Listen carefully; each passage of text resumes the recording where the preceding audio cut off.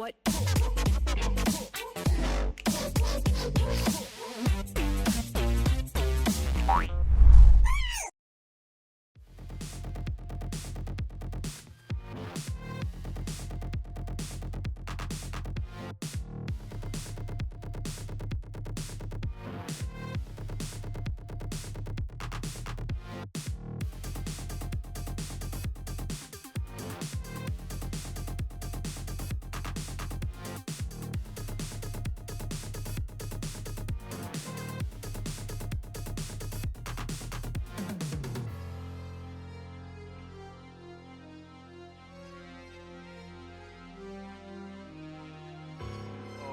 Very bizarre choice right there from Clid.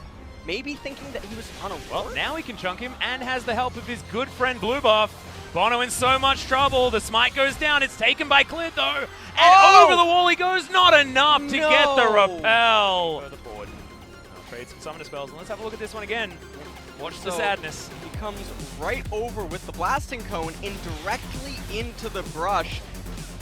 And Bono, he's just not even playing around it. And then right there, Clid ends up winning the smite fight, but just barely misses out into the meta. So you start seeing Orianna return to mid lane, Syndra, LeBlanc asking, can anyone actually stand up to us? Whoa, that's a flash cocoon, Lehen style on the top side. They may still just get this kill as a repel. He's going to stay in the sky for a very long time and decides to go back. As Khan does have the world ender and picks up the first blood. Over to the right-hand side. Let's take another quick look at the replay. So, flash cocoon doesn't end up connecting, and Thal right there with the slicing Maelstrom. I actually thought maybe he would be able to get away, but not quite as Aatrox would have been able to reach. Well, that's how we do. That's some bias if I've ever seen it. And look at Elisa's playstyle. This is the thing I was talking about. She favors rubber banding in order to get her experience from the camps. She's not a jungler that wants to constantly be farming camps. That's the cocoon. Lands it this time. And yep, Umbral Dash gets Khan in range. That's a free one. Teleporting back to lane feels real bad as Mata here in the mid lane. The flash available. That's the ultimate. Flash immediately from Teddy. A lot of respect given here by SKT, but Mata still not out of the woods yet. Unbreakable is going to wear off at exactly the wrong time for Hanwhar's Clid. Comes on down. Bono here for the counter gank. Beating the heck out of each other. And here's a teleport. Mata gonna get the Devour and the Flash. Good slowdown here from the Iceborne Gauntlet. The teleport back as Thal gonna get the ultimate. That's a lot of ticks, and Teddy instantly dies. Khan wondering what the heck he's doing down here because there's a double kill going on around him. Yeah, and in the meanwhile, the top side using his teleport, and we'll have a minion wave crash towards that turret. But let's have a look at this one again. Mata does about everything that he can to avoid this, but the Q lands this time, and Bono gets the flash kick onto Teddy. And Mata, to his credit, I mean, he maximizes the usage of his great health, and watch Khan move in front of the Proto Belt, blocking it, but doesn't matter. Thal still able to get a kill there. That's the ultimate actually coming down from Kane. Clid secures the kill in the end, but Teddy, that was all about you. The Mountain Break as the next main focal point fight. Yeah, and they are going to get themselves a lot more lane priority, I guess, or at least map priority. That's a good knock up there from Faker. They just get a free Braum, take down the turret. Bono's one hit away from dead. It's the flash forward, decimating smash from Faker. That looked too good, as Sungyun's gonna die as well. Tempt looking on his horror as everyone died. MR, Braum, no magic resistance. Lee Sin has Merc Treads, but take a look at... No life? Yeah. No, he's gonna be okay. World Ender is going to be popped here, and Khan probably shouldn't be going that aggressive. The teleport going to come in, and Faker protecting his top laner. Oh, okay. Oh, he got it canceled. I'm like, wait a minute. That's an interesting one, but Thal's just going to go down.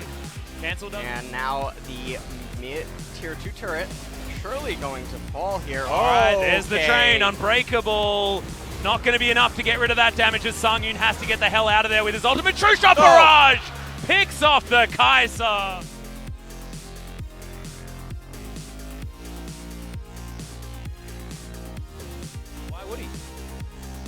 And this is also another thing with Kennen, is these champions that they have to get ahead or they have to have dream scenarios. Sungyun actually going to dive on forward. Killer Instinct is going to eat the shield, but Faker used his ultimate there.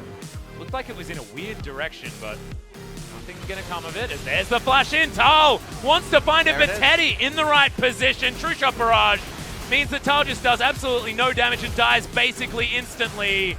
That was what Hanwha wanted, and now they're going to find everything. The knockups, the decimating smash, the Q coming in from the Aatrox, and Khan helps just wipe the floor with Hanwha Life. Abyssal Voyage means they're not done yet. Key going to go down, Infernal Chains not going to arm, but Tempt is dead on the bottom side, and SKT are looking for a clean ace at 22 minutes with a broken base already.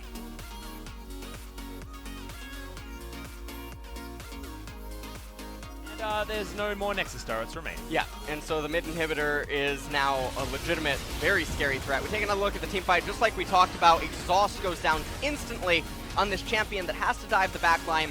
Doesn't matter if you dive the backline, you don't have any damage. And then Aatrox telling them they all done goofed as he reaches the backline with ease, and it just doesn't matter.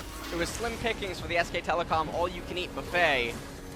I feel like this is the Aatrox that went to Oshak Hennessy's office and got the advice that he needed, and has come back a new and better Aatrox.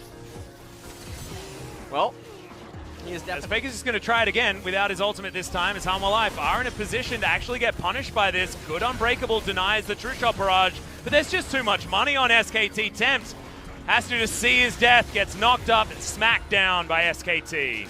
And that's going to be the end of the game with Urgot falling. There's no way the Hanwha Life team composition can resist this.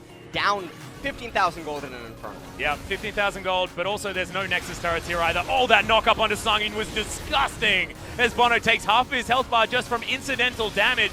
Hanwha Life, they will try it again with the Slicing Maelstrom. Can they actually get it done? Khan has the World Ender. They've got the Infernal Chains. They've got Faker in there with the Decimating Smash, and they don't even care about winning the game right now. They want more kills. SKT wants a clean 2-0, and man, it doesn't come much cleaner than that, bar maybe a weird face check and this dance on the enemy fountain. SKT, it feels like they're back, but we'll have to see against some different opposition.